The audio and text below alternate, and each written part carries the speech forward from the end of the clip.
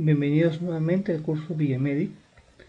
Continuando con enfermedades infecciosas, el tema a continuación es un tema un poco largo, bacilos gram-negativos. Y entre los bacilos gram-negativos es fácil o es mejor hacer una división práctica de lo que son los bacilos gram-negativos. Y en esa división práctica podemos dividirlo como enterobacterias y no enterobacterias. Dentro de las enterobacterias podemos dividirlas dentro de las comensales oportunistas y los patógenos verdaderos. Dentro de los comensales que pueden, oportunistas que pueden causar en algún momento una infección, van a estar la E. coli, la Klebsiella, el Enterobacter, la Serratia, el Proteus, la Providencia y la Morganella. Y dentro de los patógenos verdaderos, quiere decir los que van a causar infección, son la Shigella, la Salmonella y la Yersinia.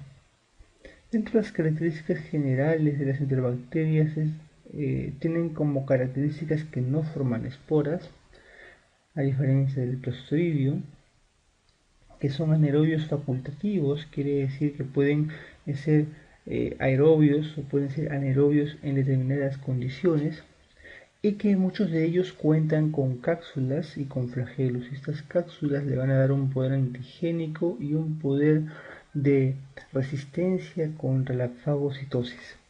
Cuentan con una endotoxina, que es un lipopolisacárido responsable en muchos casos de shock séptico.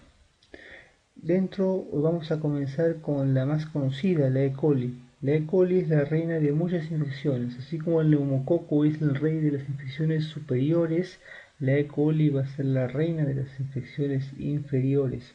Es un comensal del tubo digestivo que puede causar múltiples infecciones tanto intestinales como extraintestinales, y esto dependiendo de los factores propios del hospedador: inmunosupresión, anomalías anatómicas, colocación de dispositivos como sondas urinarias, etc. Puede entrar por diferentes vías: vía urinaria frecuentemente, pero también por vías biliares, y dentro de la clínica está presente o es la principal causa de infecciones tanto urinaria, biliar, intestinal, peritonitis espontánea en el paciente cirrótico, porque recordemos que en el paciente nefrópata la principal causa de peritonitis bacteriana espontánea va a ser el neumococo. Es principal causa de gastroenteritis, de infecciones neonatales, sepsis y meningitis neonatales junto con el Streptococcus agalactiae. Es la principal causa de bacteriemia y de sepsis, y dentro de otras causas podemos ver las causas de espondilodicitis secundarias a lo que son procedimientos quirúrgicos, es causa de neumonía, de accesos, etc. Dentro de la parte urinaria es el primer causante de infecciones urinarias tanto en el hombre como en la mujer, y está relacionado no con factores de riesgo que pueden ser la litiasis, las sondas urinarias o la actividad sexual. Puede causar cistitis como infecciones del tracto urinario bajo, o pielonefritis, infecciones del tracto urinario alto, incluso formando abscesos. Dentro de la parte biliar también es la principal causa de infección de las colecistitis y las colangitis. Y aquí podemos ver cuál es la principal causa de infección en la E. coli: colecistitis, infecciones intestinales, perforaciones intestinales, peritonitis bacterianas espontáneas, cistitis o pielonefritis. Dentro de la parte abdominal en general también va a ser la primera causa dentro de la patología abdominal no biliar: diverticulitis, abscesos, perforaciones intestinales, peritonitis bacterianas espontáneas o accesos perirectales. También va a ser la principal causa de meningitis, pero esta en el neonato. El neonato menos de un mes, junto con el Streptococcus agalactiae, el E. coli va a ser la principal causa de sepsis y de meningitis. Dentro de lo que son las gastroenteritis, las E. coli va a tener cuatro diferentes serotipos: la enterotoxigénica, que va a causar la gastroenteritis enterotóxica, que es la principal causa de diarrea del viajero. y dentro de los cuales, dentro de lo que es el coprofuncional, es decir, el examen de heces, no se va a encontrar leucocitos y no se va a encontrar productos patológicos, es decir, no se va a encontrar grasa, no se va a encontrar aumento de fibras ni aumento de carbohidratos. Otras causas de la diarrea del viajero podemos encontrar el Staphylococcus, el Vibrio cholerae, el Clostridium perfringens y el Bacillus cereus. Es importante conocer que en las gastroenteritis por E. coli enterotoxigénica la diarrea va a ser un tipo secretora. No va a haber lesión en lo que es el enterocito ni en las microbiosidades, solamente va a haber un aumento de producción de agua a través del intestino y eso va a ser la causa de la diarrea. A diferencia de la enteropatógena, la E. coli enteropatógena, causante de la gastroenteritis que lleva su mismo nombre, destruye las vellosidades del enterocito y con eso va a causar lesión celular, pero sin invadir la célula. Es principalmente esta diarrea presente en lactantes y en países en vías de desarrollo. Tampoco presenta productos patológicos a nivel del coprofuncional. La E. coli enteroinvasiva, ¿no?, causante de la diarrea con su mismo nombre, como su mismo nombre lo dice, enteroinvasiva, o sea que invade la mucosa. Si invade la mucosa va a causar daño en esta mucosa, va a causar producción de sangre y productos patológicos, causa fiebre, causa alteración en la absorción de diferentes nutrientes como carbohidratos, como grasas, como fibras, encontrándose estas en lo que es el coprofuncional, y asimismo va a presentar diarreas disentéricas con rasgos de moco y rasgos de sangre. La enterohemorrágica, ¿no?, la más conocida, el genotipo de coli O157H11, causante principalmente de lo que es el síndrome urolético hemolítico, también es principal causante de lo que es la cistitis hemorrágica. Otras causantes de diarreas enteroinvasivas, al igual que la E. coli, que producen diarreas disentéricas, va a ser en la cabeza el Campylobacter jejuni, la Shigella, la Salmonella, el Clostridium difficile, la Yersinia enterocolítica y el Vibrio parhaemophilus. Dentro de lo que es la clínica, sigamos viendo la sepsis y shock séptico, básicamente por el lipopolisacárido presente en lo que es la pared de la E. coli, como toda bacteria negativa, que van a activar tipo de receptores llamados like receptor, los receptores tipo TOL, que van a ser causantes de lo que es, a través de su lipopolisacárido, toda la patogenia de la sepsis. Neumonías nosocomiales, principalmente las intrahospitalarias asociadas a ventiladores. Básicamente, en este caso, las E. coli van a ser un agente principal, junto con los estafilococos y con las pseudomonas. El tratamiento para el E. coli, básicamente, como todo bacilo gram negativo, va a ser sensible en muchos de estos casos a cefalosporinas de tercera generación, como la cefotaxima, la ceftriaxona. También puede ser sensible a Astronan y a carbapenems. Los aminoglicósidos como cobertura que tienen de tan negativo son muy buenos contra este tipo de infecciones, sobre todo en infecciones de vías urinarias, no siendo buena en vías biliares, porque no hay llegada de los aminoglicósidos a las vías biliares. Los aminoglicósidos asimismo tienen una sinergia muy importante con los beta-lactámicos para gram negativos, así como lo tienen para el Staphylococcus aureus.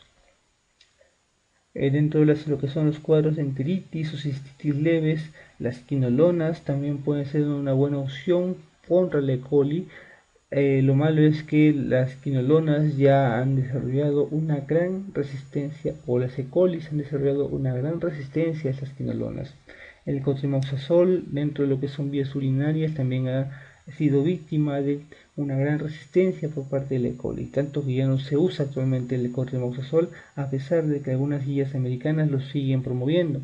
La fosfomicina y la nitrofurantoína son antibióticos antiguos, ¿no?, que se estuvieron utilizando mucho en la década del 80 y que se fueron retirados por aumento de resistencia. Actualmente, como las cepas han mutado tanto, ya han perdido esta capacidad de resistencia ante la fosfomicina, a la nitrofurantoína. Es por eso que esos antibióticos están siendo reinsertados dentro de lo que es la clínica, puesto a de que las actuales cepas de E. coli ya no siguen, han presentado sensibilidad a estos antibióticos. Sigamos con el estudio de los patógenos comensales. Básicamente aquí vamos a ver la Klebsiella, la Enterobacter, la Serratia. La Klebsiella básicamente como causante dentro de la neumonía, de las neumonías nosocomiales habitualmente, neumonías que se suelen observar en los pacientes alcohólicos y siendo la primera causa de neumonía en el alcohólico junto con el neumococo. Itus también frecuentes en pacientes con Klebsiella e infecciones intraabdominales y sepsis. El tratamiento es muy similar a lo que es la E. coli, como todo enterobacteria. El Enterobacter también tiene una clínica muy similar a la Klebsiella, puede ser causante de lo que son las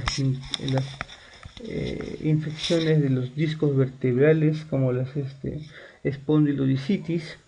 También pueden encontrarse en infecciones por contaminaciones de dispositivos extracorporales como vías periféricas, sondas urinarias, etc. El tratamiento para Enterobacter también, como todo gran negativo, puede ser con beta-lactámicos como los carbapenems, como las cefalopurinas de tercera generación y las quinolonas. La Serratia también causante de infecciones nosocomiales, neumonías asociadas al ventilador, junto con lo que son las pseudomonas. También pueden causar ITU en pacientes muy comprometidos y con la de inmunidad bastante bien menos. Puede causar osteomielitis, aunque esos son casos raros, y endocarditis en pacientes que usan drogas por vía parenteral, pero estos casos son muy raros. Es más frecuente ver una endocarditis por pseudomona, que también es raro, pero es más frecuente verla por este germen que por Serratia. El tratamiento para la Serratia básicamente beta-lactámicos como los carbapenems o aminoglicósidos. El granuloma inguinal o donovanosis causada por un agente que es la Klebsiella granulomatis, antes llamada Calinobacterium granulomatis. Este granuloma es una enfermedad de transmisión sexual que básicamente se da en hombres causando úlceras indoloras con un fondo granulomatoso, no presentando adenopatías. El diagnóstico básicamente a nivel histológico, buscando los cuerpos de Donovan intracelulares, y el tratamiento básicamente en este caso son la citromicina o las tetraciclinas como la doxiciclina. El Proteus, la Providencia y la Morganella, ya para acabar lo que son las enterobacterias. Ahí tenemos las que producen el ITU. El Proteus es el principal causante de ITU en pacientes diabéticos. Alcalinizan el pH de la orina y esto al desdoblar la urea. Forman cristales de struvita y pueden formar litiasis o cálculos cuyo componente es el fosfato amónico magnésico. El tratamiento de Proteus básicamente va a consistir muy similar a lo que es la E. coli, tanto con beta-lactámicos como quinolonas, como fosfomicina o como nitrofurantoína. El Proteus, la Providencia y la Morganella tienen el mismo tipo de tratamiento. Pensamos con los patógenos, ¿no? Ya con los patógenos propiamente dichos. Enterobacterias es cierto, pero ya son patógenos, es decir, encontrarlas en el intestino indica enfermedad. La Shigella, básicamente el tipo de contagio va a ser por vía fecal oral y también se puede contagiar por vía sexual. Principalmente puede encontrarse en niños y niños va a ser causa de diarreas disentéricas. Puede encontrarse con afectación en pacientes homosexuales, sobre todo en los que son los pacientes receptivos, es decir, los que son penetrados, y dentro de ellos la principal agente es la Shigella flexneri. La bacteriemia en pacientes con VIH, pacientes lactantes y pacientes malnutridos puede encontrarse como agente la Shigella. No presentan estado de portador, quiere decir que el paciente que tiene la bacteria adentro es paciente con enfermedad. Necesita un inóculo muy escaso para su infección y sobrevive muy bien a lo que es el pH ácido del estómago cuando se adquiere por vía fecal oral. Tiene una afectación doble, invade la célula a través del colon distal y produce toxinas, la toxina Shiga, que puede provocar un síndrome urémico hemolítico. Dentro de su clínica vamos a ver básicamente las colitis que se presentan con diarreas acuosas, con dolor intestinal marcado, dolor abdominal marcado, más fiebre. Y como son diarreas invasivas, van a causar disentería. Es una disentería basilar en la cual las heces salen con sangre, moco y pus y con un intenso dolor abdominal, distensión de la misma y fiebre. Complicaciones de las colitis por Shigella van a ser el síndrome urétrico hemolítico, el síndrome de Reiter, que es una poliartritis reactiva, y esto básicamente dado por la Shigella flexneri, o también pueden ser causantes de megacolon tóxico, esto en el diagnóstico diferencial con los Clostridium difficile.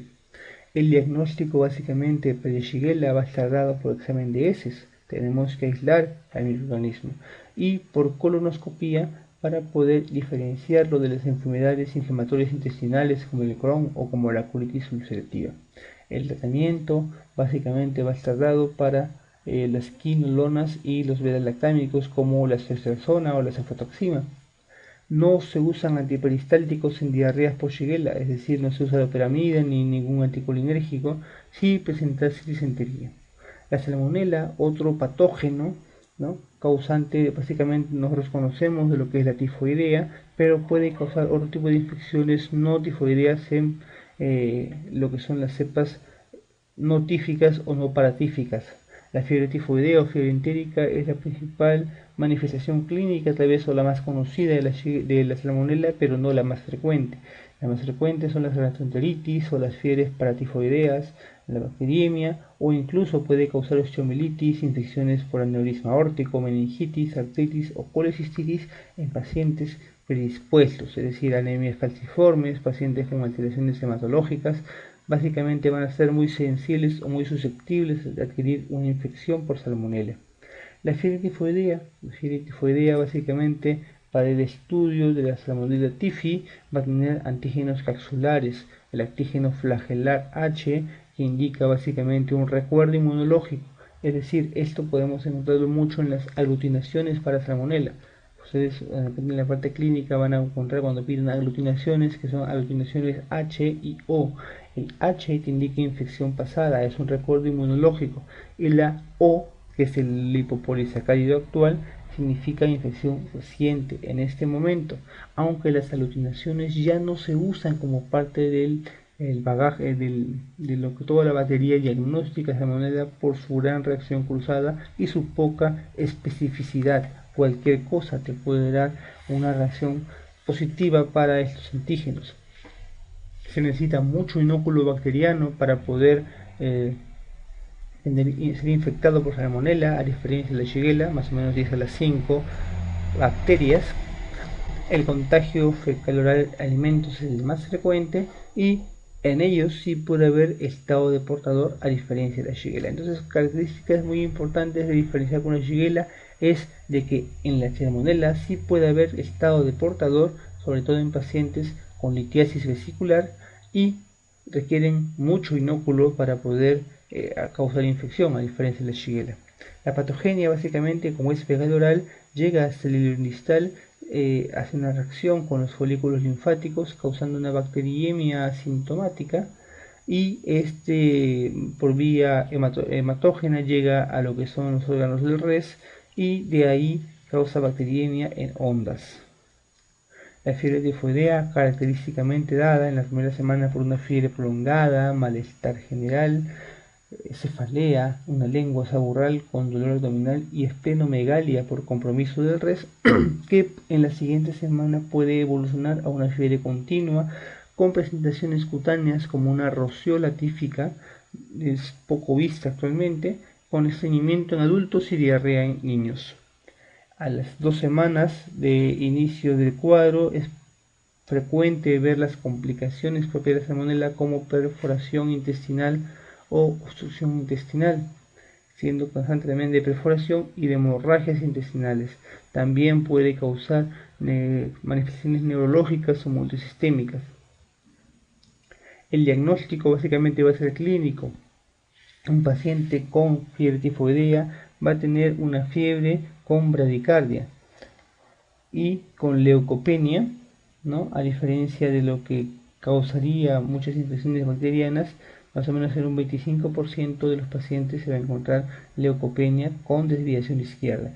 El método más efectivo para poder diagnosticar en cualquier etapa de la salmonela es el mielocultivo. Dentro de la primera semana se puede tentar al hemocultivo con una gran sensibilidad y especificidad. En la primera semana el 90% de hemocultivos salen positivos, pero estos decrecen durante la evolución de las semanas. El 75% salen positivos en la segunda semana y el 50% en la tercera semana. El coprocultivo solamente se va a observar a partir de la tercera semana, es decir, cuando ya empiezan a aparecer las complicaciones. Pero el mielocultivo es en el 90% de ellas. Entonces, en un paciente con fiebre tifoidea, el mejor método diagnóstico va a ser el mielocultivo. La serología, como dijimos, ya está en desuso y el tratamiento básicamente va a consistir en lo que son la ceftriaxona y las quinolonas. Antes se podía usar el cloranfenicol como parte del tratamiento para la fiebre tifoidea. Actualmente se usan estos dos antibióticos, aunque el cloranfenicol también está regresando con fuerza en tratamientos para fiebres tifoideas. El estado de portador crónico es existente cuando tienes la eliminación de esta bacteria por las heces por un año, y en estos casos los pacientes deben recibir tratamiento por más largo tiempo. Normalmente el tratamiento para salmonella son de 10 días, pero en pacientes portadores crónicos el tratamiento debe alargarse hasta 4 meses aproximadamente, y si en caso presentan cálculos biliares, estos tienen que ser operados. Otros tipos de salmonelas que pueden causar infecciones básicamente gastrointestinales, vamos a encontrar las que tienen como reservorio las gallinas, los pollos, los huevos, como la gallinarum.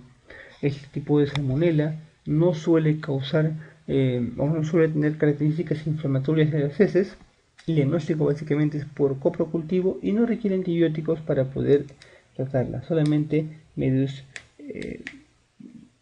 lo que son medidas generales, ¿no? La fiebre paratifoidea, una fiebre muy similar a la tifoidea, causada por la Salmonella paratifia. La bacteriemia, la más frecuente, todas ellas causadas por la Salmonella chuleraceus. Esto más que todo en inmunodeprimidos, en pacientes con SIDA o con enfermedades hematológicas como la leucemia, la drepanocitosis o la esquistosomiasis. Puede causar también osteomielitis, artritis, infecciones aneurismáticas, meningitis o colestitis en pacientes que tienen una inmunosupresión marcada, básicamente de tipo humoral. La Yersinia enterocolítica causada lo que es la peste negra, ¿no? El principal transmisor de esta es la pulga de la rata. Podemos tener formas bubónicas, formas septicémicas, formas neumónicas, y la forma bubónica es la principal causa de la peste bubónica, que causó gran muerte en lo que era la Europa antigua, caracterizada por ganglios grandes que se asemejaban a los bubones, ¿no? Y de localización básicamente inguinal, y que evolucionaban a sepsis, causando algunas lesiones tipo necróticas en la piel, y es por eso que se le llamó la peste negra. La forma septicémica y la forma neumónica también son características de la Yersinia pestis, al igual que las meningitis. La principal transmisión de este tipo de Yersinia va a ser básicamente por transmisión aérea o secundaria a una bacteriemia. Los hemocultivos y la aspiración de los bubones van a ser la forma diagnóstica, y el tratamiento para una Yersinia enterocolítica básicamente va a estar dado por aminoglicósidos. También puede utilizarse tetraciclinas, ¿sí? Puede utilizarse tetraciclinas, cloranfenicol o en algún caso quinolonas. Las ileitis terminales dadas por las Yersinias enterocolíticas van a afectar básicamente lo que es la fosa ilíaca derecha, causando lo que son sigmoiditis o colitis. Ahora repasemos un poco las que son las no enterobacterias. Dentro de las no enterobacterias vamos a hacer un repaso rápido de estos tipos de bacterias. Muy pocos han venido en exámenes tanto de ENAN, de internado o de residentado, pero es importante tener un conocimiento básicamente puntual de este tipo de bacterias. El Haemophilus ya un germen conocido, va a tener formas capsulares y formas no capsulares, y dentro de ello es importante conocer para poder diferenciarlo en tipificables o no tipificables. Las que no tienen cápsula mayormente son no tipificables y las que tienen cápsula son las tipificables. La Haemophilus influenzae capsulado tipo B es el principal causante de lo que son las meningitis en niños, que actualmente han disminuido en su incidencia debido básicamente a la vacuna. Las neumonías también son causantes, son las infecciones en los pacientes con EPOC, básicamente en estos pacientes con hemófilos no tipificables. La epiglotitis, esto cuando veamos la parte de pediatría, la principal causa de la epiglotitis fue el Haemophilus influenza. Y ya con el inicio de la vacuna, ya los cocos gram positivos han causado o han retomado la punta en esas infecciones de vías respiratorias altas en niños pequeños. Otras infecciones que puede causar el hemófilo son las meningitis, son las celulitis o las artritis. Los no capsulados también pueden causar infecciones en vías respiratorias altas, faringitis, sinusitis, conjuntivitis, etc.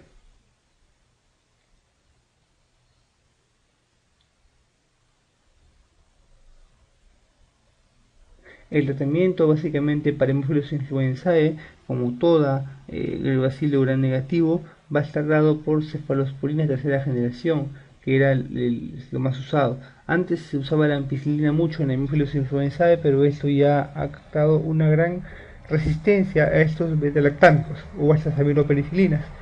Podemos en pacientes que tienen meningitis usar una terapia de profilaxis en pacientes que tienen contacto, aunque el contacto o la única vía de transmisión que tiene o las únicas meningitis que pueden causar epidemias son las meningitis meningocócicas. También se han reportado casos de meningitis o de epidemias de meningitis por haemófilos, es decir, también pueden tener o pueden llegar a tener una forma de contagio respiratorio, y es por eso que se fomenta lo que es el uso de profilaxis en pacientes que tienen contactos con meningitis por haemophilus influenzae, usando la rifampicina básicamente, aunque también puede usarse la ofloxacino, la ceftriaxona, entre otros.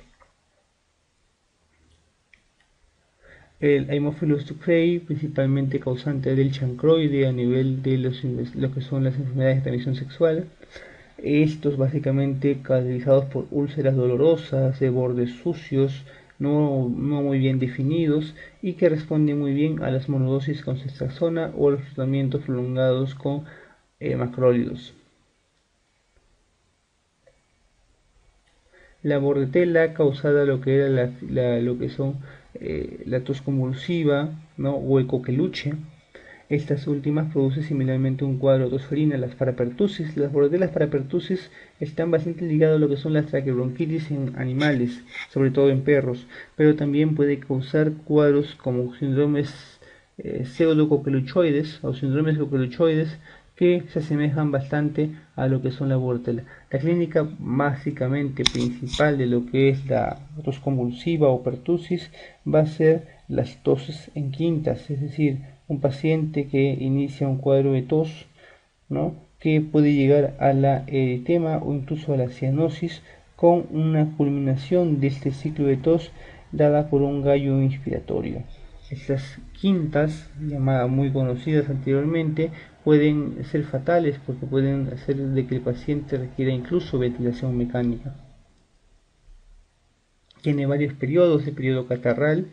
El periodo catarral es el periodo más contagioso, más o menos dura de 1 a 2 semanas, y caracterizado por un cuadro pseudogripal. El periodo paroxístico es el periodo básicamente de las toses quintosas, que se desencadenan a los ruidos, a la ingesta de alimentos, con toses genetizantes, ¿no?, que presentan incluso cianosis y un gallo en la inspiración. La convalescencia es donde el paciente puede ya está en una etapa, si bien es cierto, sin síntomas, pero con una gran susceptibilidad a poder contraer nuevamente la infección, y esto puede durar incluso hasta meses. Las complicaciones básicamente de lo que son las bordetelas son las neumonías, ¿no? O pacientes que pueden presentar bulas o pueden presentar neumotórax por el intenso uso de las musculaturas extrarrespiratorias. En el diagnóstico básicamente vamos a ver un paciente con un cuadro de toses quintosas asociados a linfocitosis en el hemograma. Los macróleos en este caso es el tratamiento de elección para lo que es la tos convulsiva. Vamos a revisar un poco de lo que es la brucelosis. La brucelosis es una de las infecciones de repente junto con la tuberculosis que más enmascaran cuadros. Cualquier cosa puede tener brucela. Principalmente los agentes que van a causar las infecciones van a ser la brucela melitensis, que contagiada por el consumo de leche del ganado caprino o ganado bovino, la abortus, que se contagia básicamente por contacto con lo que son los productos, los fetos o los óvitos de las vacas. Esto básicamente es un contacto cutáneo. Y la suis, contagiada básicamente por cerdos. Es una enfermedad profesional, es una zoonosis, ¿no? Que, como dijimos, puede tener un contagio tanto cutáneo, tanto conjuntival o digestivo por la ingesta de leche de este ganado infectado. Inicialmente en la clínica de la brucelosis vamos a presentar a un paciente con una fiebre elevada que, por causar bacteriemias intermitentes, esta fiebre va a ser ondulante, junto con una sudoración, con un olor característico que muchos semiólogos que podían identificarlo como un olor de paja, artromialgias muy fuertes, mialgias, astenia y a veces hepatoesplenomegalia por compromiso del res. Dentro de las formas focales, las formas más frecuentes va a ser la osteoarticular. Es la más frecuente manifestación de lo que es la brucelosis. Las sacroileitis unilaterales, las osteomielitis vertebrales y las espondilitis lumbares. Asimismo, las artritis periféricas en jóvenes también van a ser un foco de enfermedad bastante frecuente en la brucelosis. La neurobrucelosis es un cuadro también aparatoso de una meningitis por este germen, así como la endocarditis, que es la principal causa de muerte en pacientes con brucelosis. Afectaciones hepáticas tipo granulomatosas muy similares a las tuberculosas y afectaciones hematológicas frecuentes causadas por compromiso del res o incluso de la médula ósea, causando citopenias con linfocitosis. El cuadro característico de lo que son las brucelas va a ser con leucopenia, con linfocitosis, muy similar a lo que veíamos en la salmonelosis, y los hemocultivos van a ser los que van a marcar el diagnóstico, y estos básicamente con un medio de transporte que es el Ruiz Castañeda, que es un medio de transporte enriquecido para poder darle las condiciones necesarias a la brucela para que pueda crecer y cultivarse. El diagnóstico rápido puede darse con el rosa de Bengala, con el 5-mercaptopranol o con las halogenaciones en tubo o en lámina. El diagnóstico va a ser básicamente por hemocultivo. También cultivo lo que es la médula ósea, va a tener una gran sensibilidad y especificidad, y el diagnóstico rápido se puede dar por la rosa de Bengala, como dijimos anteriormente. El tratamiento para brucelosis son largos, son tratamientos por 45 días, donde incluye doxiciclina, gentamicina por 2 semanas, y esto se puede asociar o no con rifampicina. Pero en los cuadros de endocarditis el tratamiento va a ser con doxiciclina más rifampicina, y a esto vamos a asociarle cotrimoxazol. La pseudomonas aeruginosa es el principal patógeno intrahospitalario y va a tener su principal importancia en neumonías asociadas al ventilador. Tiene una gran morbi-mortalidad de este tipo de patógenos y puede adquirirse por vía cutánea, esto en pacientes extrahospitalarios. De repente las foliculitis por pseudomonas causadas en pacientes que usan algún tipo de saunas, osteomielitis y artritis, infecciones otorrinas como la otitis maligna externa en pacientes diabéticos, son infecciones que tienen muy mal pronóstico, o queratos conjuntivitis. En pacientes urinarios también es frecuente lo que son las pseudomonas o en infecciones digestivas. Las más importantes dijimos que son las neumonías nosocomiales y pacientes con alguna predisposición como fibrosis quística o bronquiectasias, es frecuente ver pacientes con neumonía, con traqueobronquitis por pseudomonas en este tipo de pacientes, con alguna alteración anatómica en lo que son los bronquios y bronquiolos. También es bastante frecuente las bacteriemias por pseudomonas, sobre todo en pacientes que usan drogas por vía parenteral, y dentro de las infecciones cutáneas y bacteriémicas tenemos el eczema gangrenoso. Es un compromiso muy severo de lo que son la pseudomonas aeruginosa, básicamente que llega a esta zona por bacteriemia. Dentro del tratamiento para pseudomonas aeruginosa tenemos que usar beta-lactámicos antipseudomónicos como la piperacinato azobactam, como la ceftazidime, el cefepime, la cefoperazona, los monoglutamic como el Azonan, los carbapenémicos como el Imbenen, el meropenem, no el ertapenem no cubre pseudomonas, el dolipenem, que es el más específico para pseudomonas y el que tiene mejor respuesta. Las quinolonas, principalmente el ciprofloxacino, puede cubrir muy bien la pseudomonas, y los aminoglicósidos. Es importante saber que, si bien esto no está demostrado al 100%, en un paciente con pseudomonas casi nunca se usa monoterapia, se usa 2 fármacos para poder evitar la resistencia. Dentro de lo que son las mordeduras y los arañazos por perros, gatos, tenemos principalmente lo que son la Pasteurella multósida, que se contagia por mordeduras de perros o gatos. Dentro de lo que es la Bartonella henselae, la enfermedad por arañazo de gato o linforeticulosis benigna, este tipo de gérmenes que son propios de las Bartonellas pueden contagiarse por arañazos o lamidas de animales como el gato, que tienen este tipo de germen en lo que son las garras y lo que son la lengua.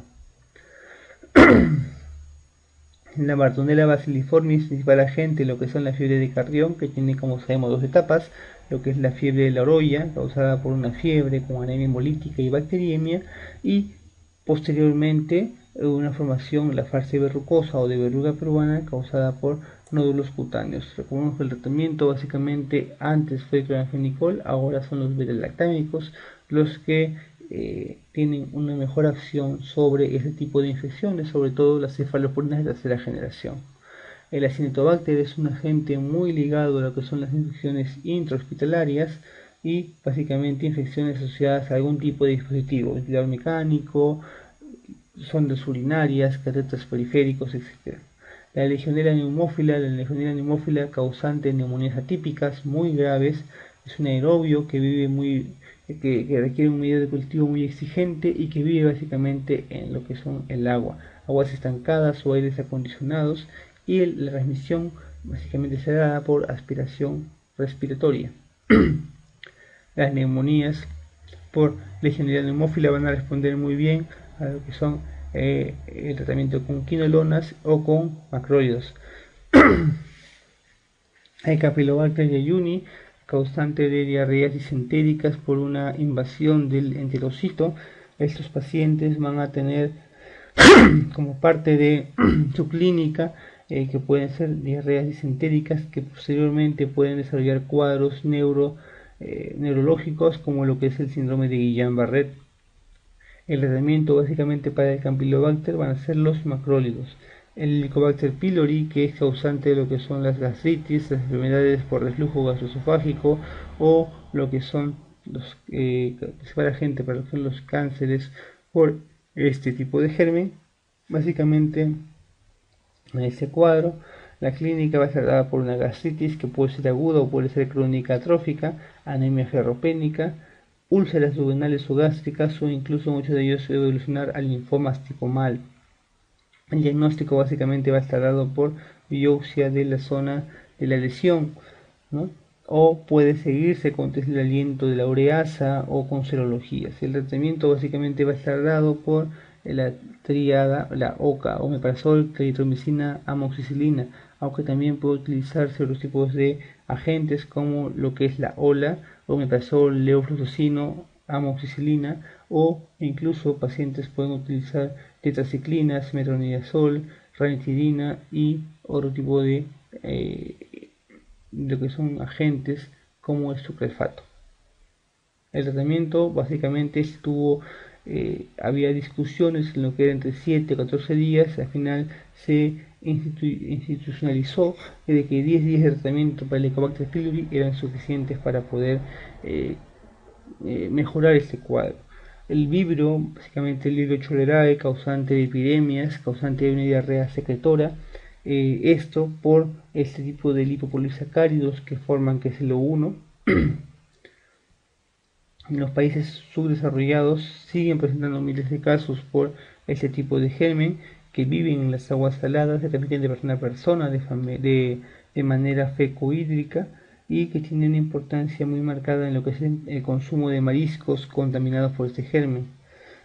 Básicamente su patogenia va cerrada por una enterotoxina que forma este Vibrio cholerae, causando una diarrea secretoria. El tratamiento o la clínica básicamente es una diarrea acuosa tipo en lavado de arroz. El diagnóstico básicamente por fondo oscuro y coprocultivo. Y el tratamiento básicamente la terapia de rehidratación oral asociada a antibióticos como las tetraciclinas o actualmente también las quinolonas. La Franciniella tularensis, que es la enfermedad del conejo, ¿no? La tularemia causada por adenopatías codocedoripales que puede evolucionar a una forma úlcero-glandular, ¿no? Con adenopatías que persisten por meses. El tratamiento para la tularemia, básicamente al igual que la peste, es las estreptomicinas. Vamos a comenzar con algunas preguntas para poder hacer un repaso de todo el tema de enterobacterias, que es un tema amplio en realidad y un tema que en este momento hemos tocado en muchos casos de manera superficial, pero que es nuestro deber profundizarlas. Es una mujer de 28 años de edad que presenta disuria hace 4 días, que recibe cotrimoxazol sin mejoría, que acude al hospital por presentar lumbalgia, náuseas, vómitos y fiebre. Examen físico, está febril, está con las mucosas secas, está con puntos ureterales superiores y medios positivos y que al examen de orina presenta leucocituria, hematuria y cilindros leucocitarios. ¿Cuál es la presunción diagnóstica?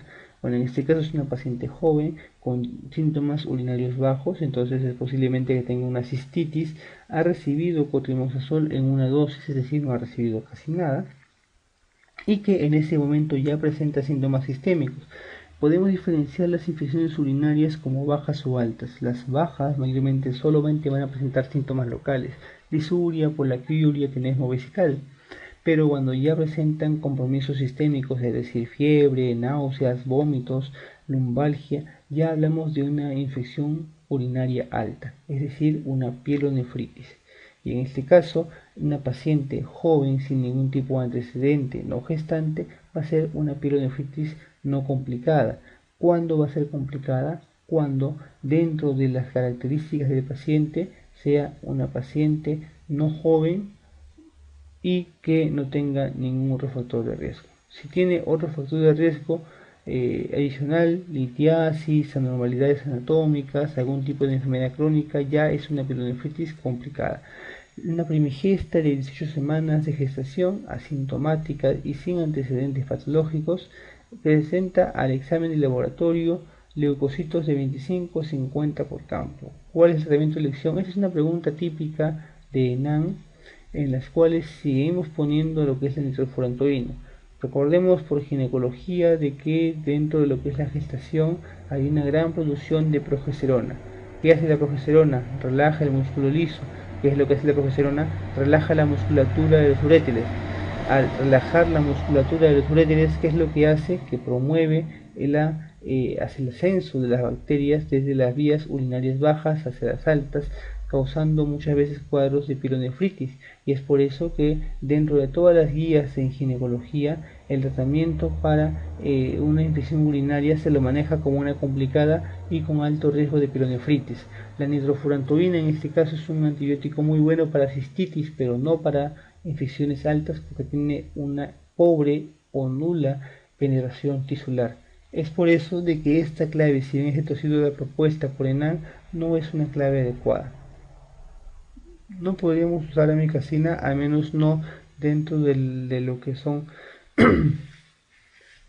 las guías anteriores, las que todavía siguen vigentes para este tipo de exámenes, porque tiene un cierto grado de teratogenicidad, con alteración del oído medio a nivel de los fetos, que actualmente se ha demostrado de que no, al menos no en el segundo ni en el tercer trimestre, pueden causar este cuadro. La ciprofloxacina no se usa por ser teratogénica, al igual que lo que es la norfloxacina. Primigesta de 13 semanas que acude por presentar disuria y polaquiuria, que al examen de orina se encuentra bacterias negativas abundantes. Cuerpo farmacológico presenta seguridad y en este caso los betalactámicos como la cefalexina o la cefazolina son los más indicados. Y cuando son infecciones ya muy complicadas podemos usar la ceftriaxona.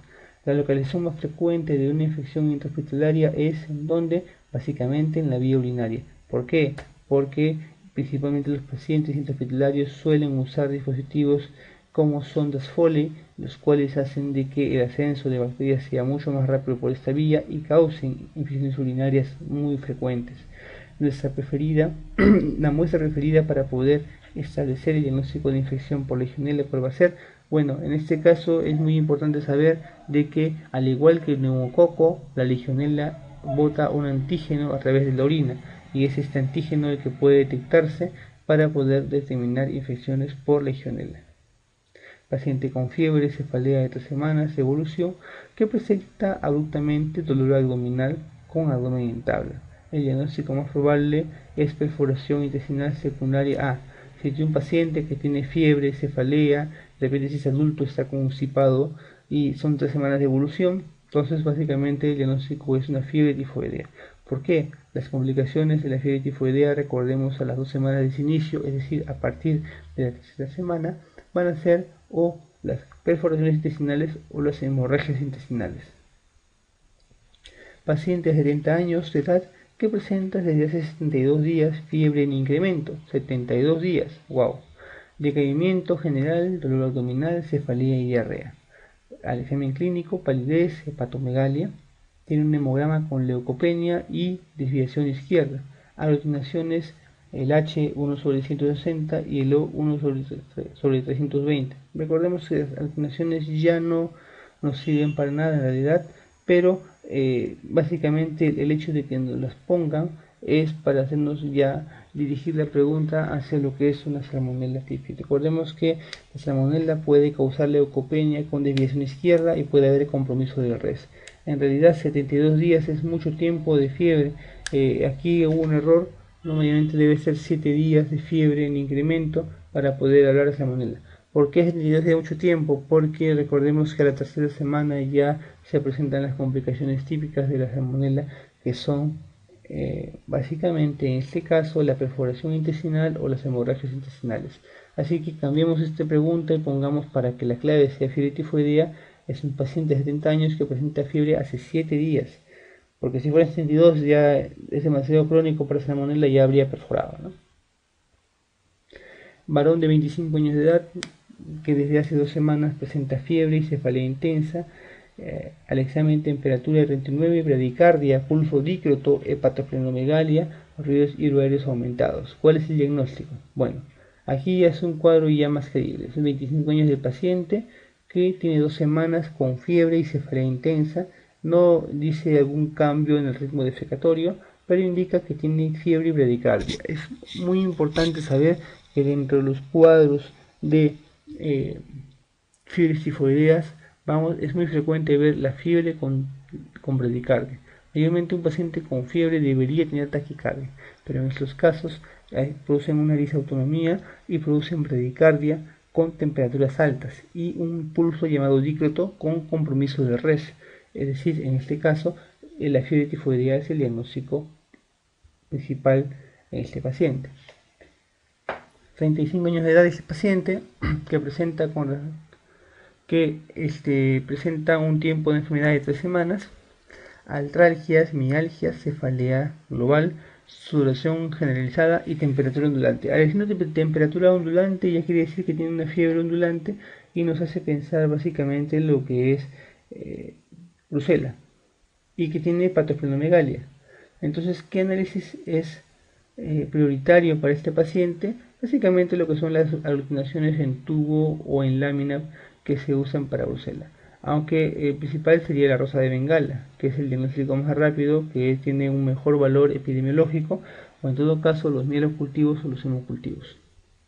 Un paciente consumidor de queso de cabra, aquí ya nos dirigen, presenta fiebre persistente, diaforesis, artralgias, mialgias, palidez y hepatosplenomegalia. ¿Cuál es el diagnóstico? Bueno, es un paciente con un compromiso sistémico, ha consumido queso de cabra y tiene manifestaciones articulares y musculares con compromiso del resto. Entonces el cuadro acá es fácil, brucelosis es el diagnóstico.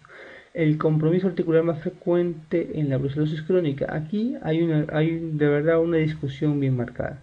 Básicamente en las crónicas tú vas a ver el compromiso de los discos vertebrales, vas a ver el compromiso de lo que son la parte óseo articular, y la osteoartritis sería el diagnóstico, básicamente centrales, pero el diagnóstico también puede presentarse sacroileitis o artritis periférica. Entonces, el más frecuente posiblemente podría ser una sacroileitis, pero la pregunta que lanzan acá es la artritis periférica. Es decir, si tienes un examen con esta pregunta, marcas la artritis periférica, pero nosotros sabemos de que es la clave D. ¿Cuál es el siguiente germen causante de gastroenteritis que actúa a través de toxinas? Bueno, el Vibrio cholerae básicamente actúa por toxinas causando una diarrea secretora. La causa más común de diarrea de viajero, ya la hemos visto, es la E. coli. ¿Cuál de las E. coli? La enterotoxigénica. Bueno, con esto hemos llegado a su fin.